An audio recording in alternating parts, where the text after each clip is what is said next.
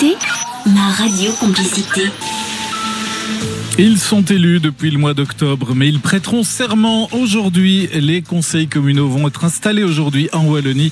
La plupart des bourgmestres de la province de Namur passeront par nos locaux ce matin pour une émission spéciale. Et on l'entendra, bourgmestre, ça se prononce aussi au féminin.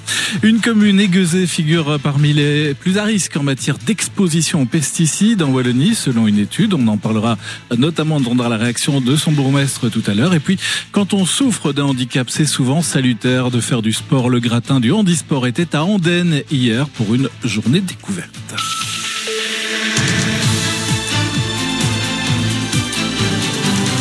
Vous les avez élus dans votre commune au mois d'octobre. C'est aujourd'hui que les nouveaux conseils communaux seront installés en Wallonie. Et oui, à Ohaye, à Houillet ou encore à Onhaye, mais aussi Rochefort, Serfontaine, La Bruyère, Dinan ou Namur. La plupart des bourgmestres passeront ce matin par la RTBF Namur pour un petit déjeuner. L'occasion, en toute décontraction, de parler avec eux des défis qui s'annoncent pour les 6 prochaines années.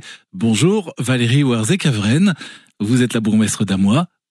Bonjour à tous. Et vous êtes avec nous ce matin en studio. Vous nous avez rejoint pour ce petit déjeuner des bourgmestres.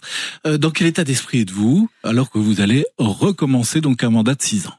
Assez sereine et impatiente de commencer avec la nouvelle équipe pour 6 ans, un travail au service de nos citoyens. Ça a changé en 6 ans, le métier de bourgmestre, la politique locale. Est-ce qu'il a fallu s'adapter pour vous?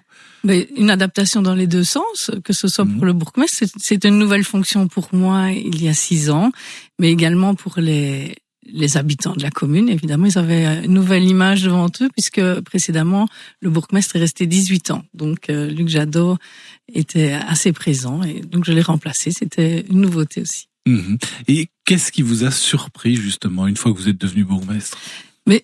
En bien et en mal. Oui, tout à fait. Mais je connaissais déjà la politique locale puisque j'étais échevine depuis 2006.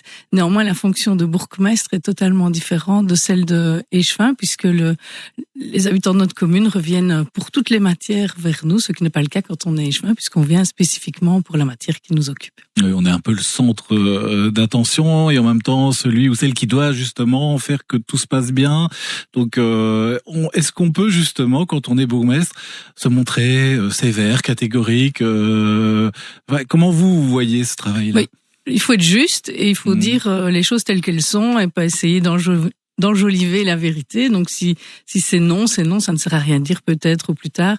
C'est peut-être une qualité ou un défaut qu'ont les femmes plus que les hommes peut-être. Je vais me mettre mes collègues à dos, mais c'est un peu ce qu'on nous dit. Peut-être c'est passé pour être trop franc et parfois c'est plus difficile à accepter, mais je pense aussi que c'est ça, faire de la politique, c'est dire les choses telles qu'elles sont. Eh bien voilà, Madame Valérie Warzé-Cavren qui était avec nous ce matin. Restez bien là parce que le sujet suivant va peut-être vous intéresser puisque